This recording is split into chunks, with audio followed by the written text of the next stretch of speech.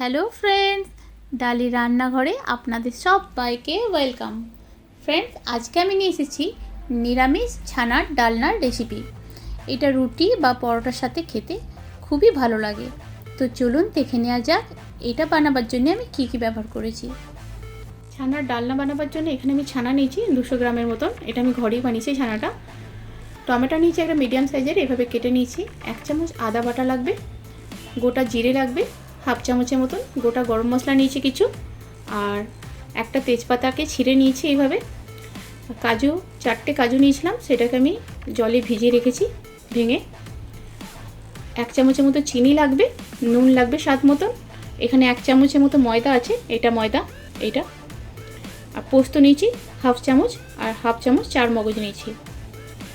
এই চার মগজটা আমি কাজুতে ভিজিয়ে দিচ্ছি, আর পোস্তটাকেও ভিজিয়ে দিচ্ছি। আর গুঁড়ো মশলা লাগবে, এখানে 1 চামচ ধনে গুঁড়ো লাগবে, 1 চামচ জিরে গুঁড়ো লাগবে, লঙ্কা গুঁড়ো লাগবে হাফ চামচ, হলুদ গুঁড়ো লাগবে হাফ চামচ। আর এটা হচ্ছে ছানার জল, এটাও লাগবে। ঠিক আছে, তো এবার আমি ছানাটাকে মেখে নিয়ে এর বড়া বানিয়ে ভেজে নিই। আমি এটা এইভাবে মেখে নিচ্ছি।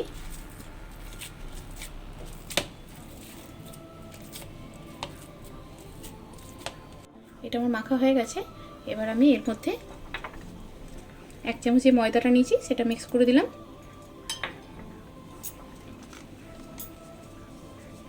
হাফ চামচের মতো গরম মশলা দিয়ে দেবো,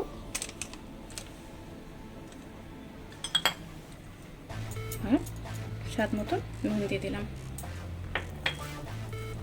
এটাকে এবার ভালো করে আমি মেখে নেব। এটা ভালো করে মাখা হয়ে গেছে। নিয়ে এটাকে এইভাবে চ্যাপটা গোলাকার আকারে বানিয়ে নিতে হবে সবকটা। ছানার বল সবকটা আমি রেডি করে নিয়েছি। এবার এগুলোকে ফ্রাই করে নেব। কড়াই আমি বসিয়ে দিয়েছি, কড়াইয়ে তেল দিয়েছি, তেলটা গরম হয়ে গেছে। এই সময় গ্যাসটাকে আমি একটু স্লো করে দিলাম। এবার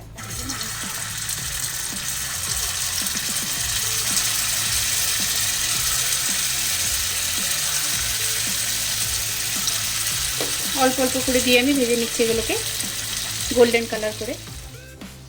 গোল্ডেন ব্রাউন করে আমার ভাজা হয়ে গেছে। এবার এগুলোকে আমি তুলে নেব।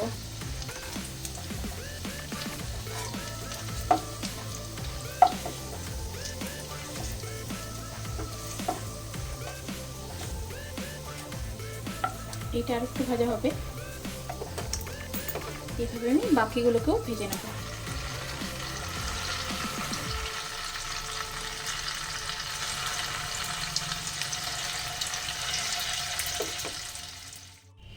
ছানার বড়াগুলো সব আমার ভাজা হয়ে গেছে, এভাবে ভেজে নিয়েছি আমি।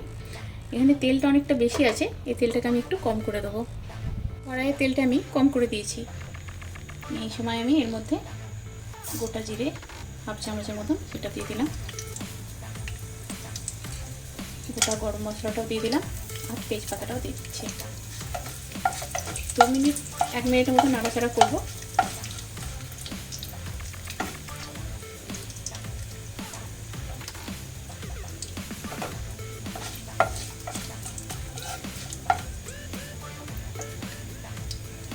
আমি টমেটোটাও দিয়ে দিচ্ছি।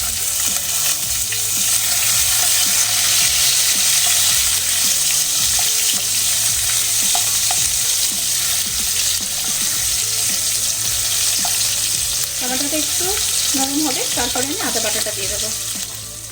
টমেটোটা একটু নরম হয়ে গেছে, এই জন্য আমি আদা পেস্টটা যেটা আছে সেটা দিয়ে দিচ্ছি।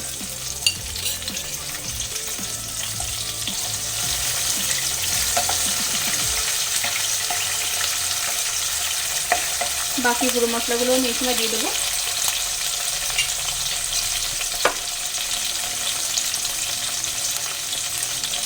হাফ চামচ লঙ্কা গুঁড়ো দিলাম, 1 চামচ জিরে গুঁড়ো,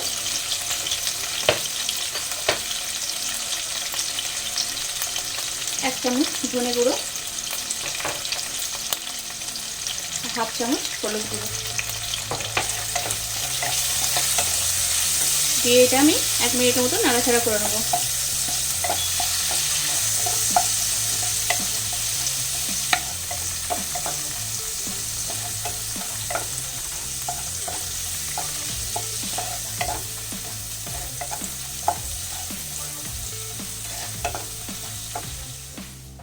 মিনিট হয়ে গেছে।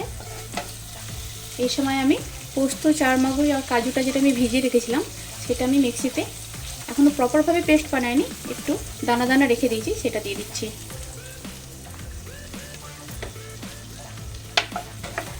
এটা দিয়ে আমি 2 মিনিটের মতো নাড়াচাড়া করে নেব।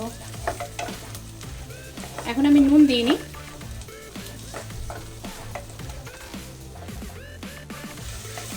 দু মিনিটের মতো মশলাটা আমার কষা হয়ে গেছে। এই সময় আমি এতে একটু ছানার যে জলটা রেখেছিলাম সেটা মিক্স করে দিচ্ছি। একদম অল্প পরিমাণে জল দিয়েছি।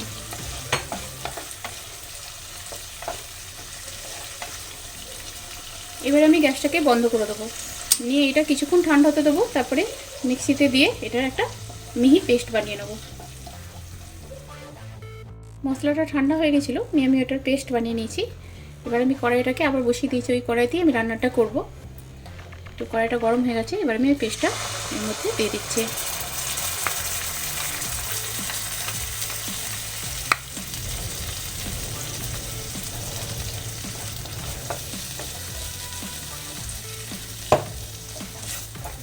সামান্য একটু জলও দেবো, ছানার জলটাই আমি দিচ্ছি কিন্তু এখানে।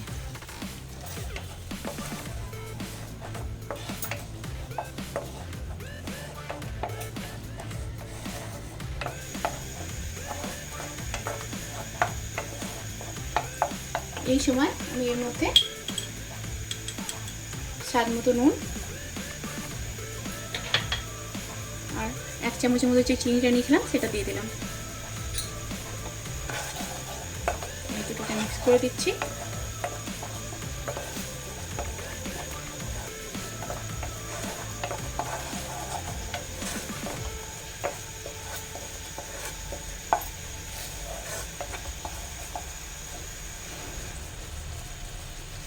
আমি এখানে ছানার জলটা যেটা রেখেছিলাম, বাকি ছানার জলটা এখানে পুরোটাই দিয়ে দিচ্ছি।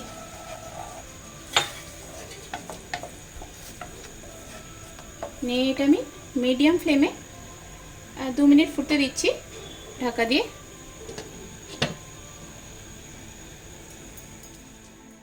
2-3 মিনিট হয়ে গেছে, আমি ঢাকাটা খুলে দেখে নিই।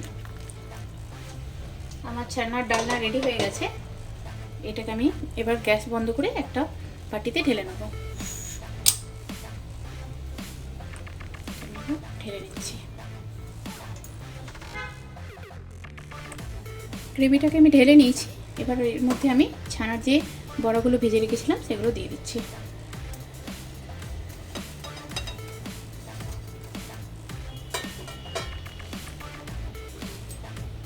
এই সময় আমি 1/2 চামচের মতো ঘি দিয়ে দিচ্ছি।